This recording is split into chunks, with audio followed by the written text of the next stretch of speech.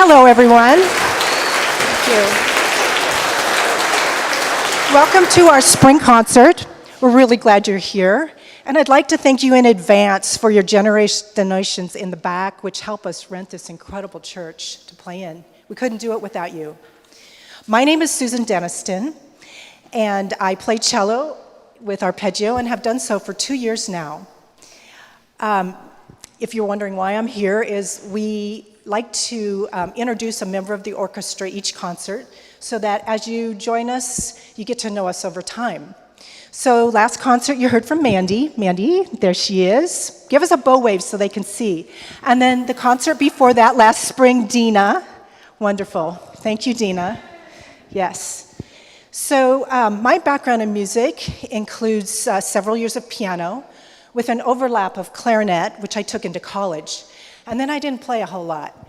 But fast forward several decades, and my swim buddy, Jane, we were swimming, and she stopped and she said, "Hey, you're all welcome to come to my recital, my violin recital." And so we did.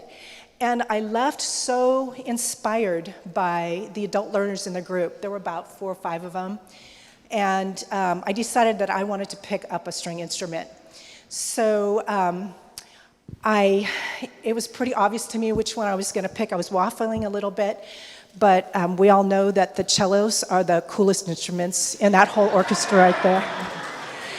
Anyway, I also decided that I'd play the cello so that my friend Jane and I could actually play duets together, which we did do for about a year.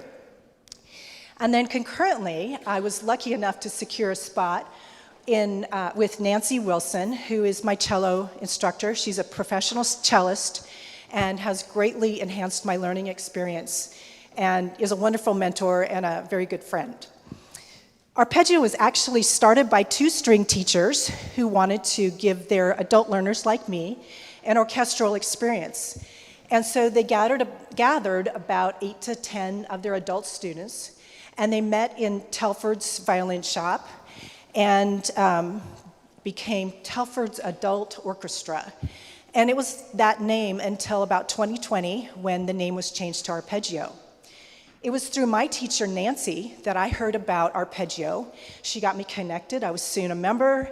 And I can tell you it's been a wonderful journey. I highly recommend it. And one of the greatest benefits are the friendships. I'd like to reserve the rest of my time to talk about one of those friendships. That was Jan Nielsen, cellist, right over here, everybody. Jan is one of 3 Arpeggio members that are still playing with the orchestra from 20 years ago. She's a founding member. We have 2 other founding members with us. Michael in the violin section, there he is. And Jason is right over here. He will soon move over.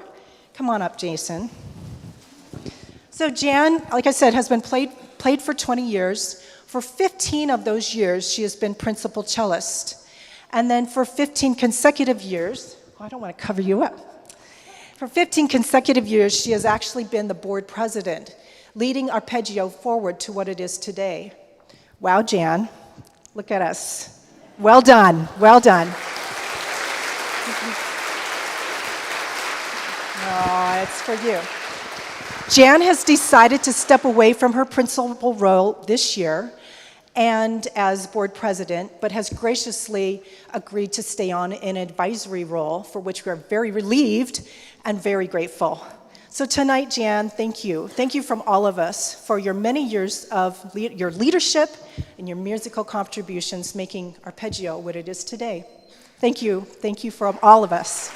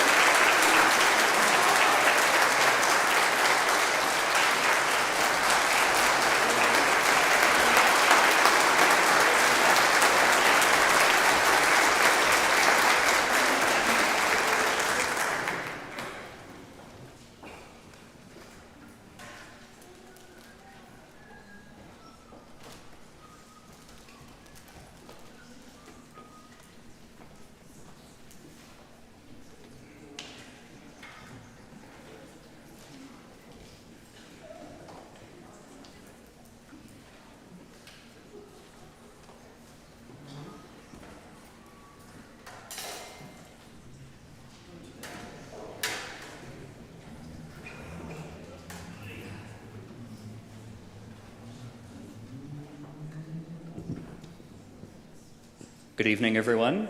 Just a few brief words about the next three pieces we're going to hear. Are there any heavy metal fans in the audience? Hey, all right. So if you're familiar with the string metal band Apocalyptica, I believe they're Norwegian.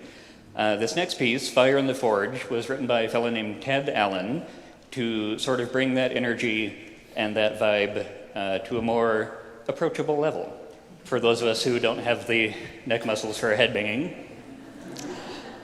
Right after that, we have a tango by Carlos Gardel, Por una cabeza, which means by a head. In English, we might say by a nose. It comes from the horse racing world when you just barely win or lose. The original lyrics draw many comparisons between horse racing and falling in love. Some of the metaphors are a little strained, but one of my favorite lines in the translated lyrics are, "Even if I fail 1,000 times in life, I still insist on trying." Good advice, I think, for love and friendships. Maybe not if you keep losing at horse racing. And the final piece, which everyone knows, by Yip Harburg and Harold Arlen, is Over the Rainbow, sort of the quintessential I Want song, if you're familiar with musical theater. It's all about, I don't have to explain it to you, looking for a bright future and trying to find the joy where you can, which I think is very important, especially in these times. So, please enjoy.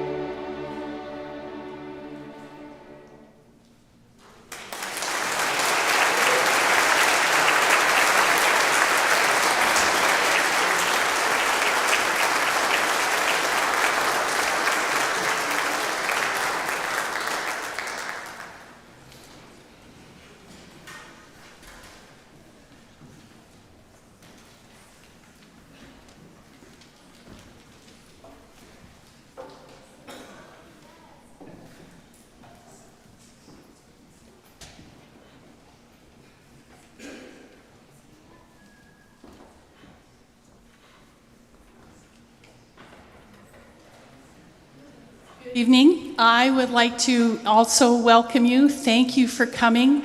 My goodness, I don't think we've ever had quite as big an audience. It seems like every concert we get more people, and it's so exciting. Thank you for your support. Those of you who have family members in the orchestra, letting them come out every week and rehearse with us, and you have to give them up for a little while. Thank you for that. I'd also like to say a special thank you and hello. I see some of our Serenata friends out here, and I'm especially happy to see that. Susan was talking about the origins of this orchestra. When it was maybe around 2000, maybe I want to say before COVID, we kind of outgrew the lobby of Telford's, and so we had to start looking for another place to rehearse, and that's when we kind of decided to change our name since we weren't at Telford's anymore, and we came up with Arpeggio.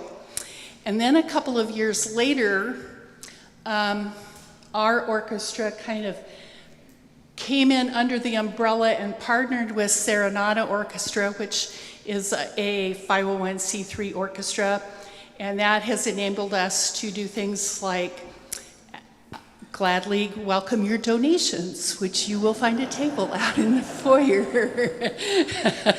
And if you like what you hear, you can add to what you did before. I'm going to do something that I'm kind of I have a thing about continuous movements, but I'm going to break my own rule with this next piece, Dances to Panama. First of all, just a little bit of background. The music of Panama was not widely known at all in the late 1800s, early 1900s. And there was a fellow named Narcisco Gare, who first called the attention of Elizabeth Waldo to this music.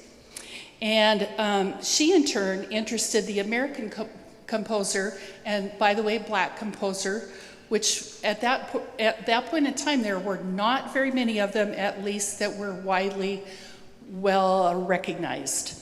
So William Grant Still took these folk songs and developed it for concert use, and he set it as either a string quartet or a string orchestra. So this music is so fun. These folks were just like when we first started playing it, they were sure that I had totally lost my mind this time, but they think that every concert when we start on the music that I pick for them.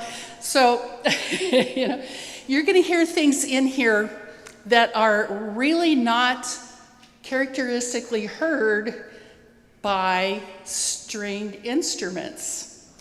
So I'd like to just kind of give you a little bit of background about each of these dances. The first one is tamborito. It's performed with percussive instruments and voice. Obviously, we aren't voices, or with strings and percussion. The drum introduction is repeated at the end of the dance. So I'm going to come back and tell you about the next dance after we play tamborito.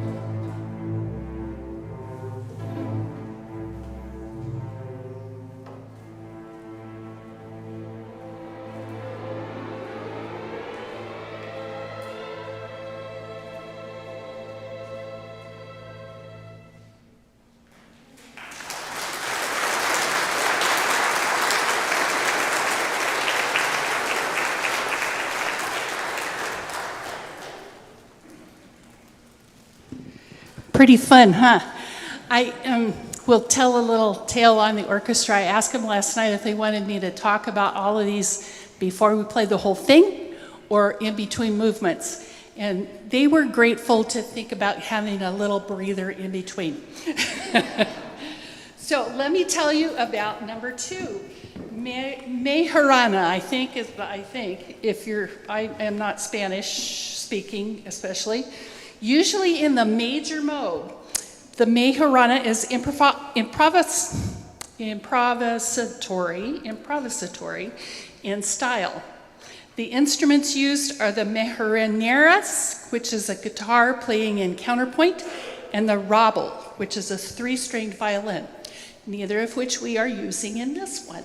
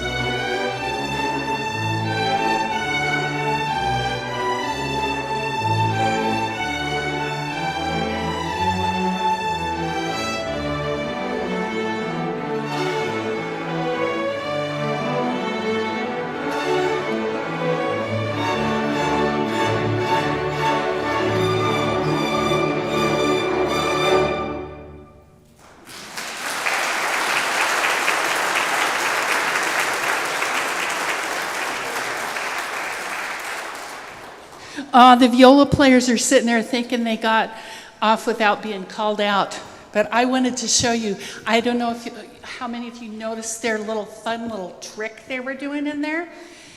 And the first violins got to do a couple of them too, right at the end. It's called saltando. And it is literally throwing your bow at your instrument. And when you first look at it, it looks really intimidating. But then you discover that it's really not that bad, but it's really fun. Violas, would you do a couple of those for me? Well, right, like where you start that at the beginning. 1, 2.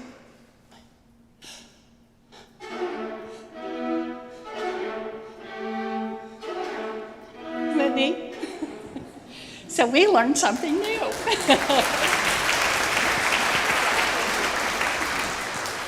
Okay, this next one, by the way, in most of these dances, you will hear often a feeling of 3 beats against 2 beats, or back and forth between 2 and 3. So if you're going in 2/4 time, 1 and 2 and 1 and 2, and that's duples, or 2, right? But sometimes you go 1 and 2 and 1 and 2 and 1 and 2 and so you'd alternate between the 2s and 3s. So it takes your brain being alert to do this. Punto is a graceful dance in 6/8 time distinguished by the zapateo, or shoe tapping section, and the pasco, or promenade, which occurred in the Mejorana as well.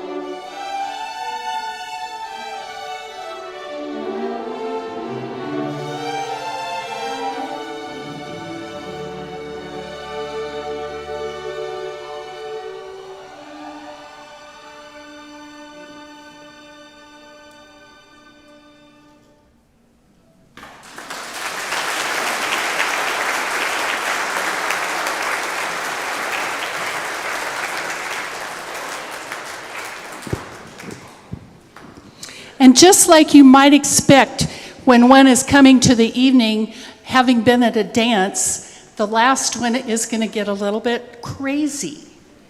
So Cumbia y Congo, the most sensuous of all the dances, and completely lacking in European elements.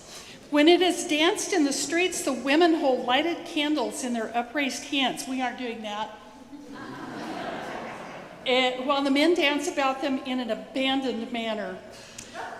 A more refined cumbia is adopted for other occasions.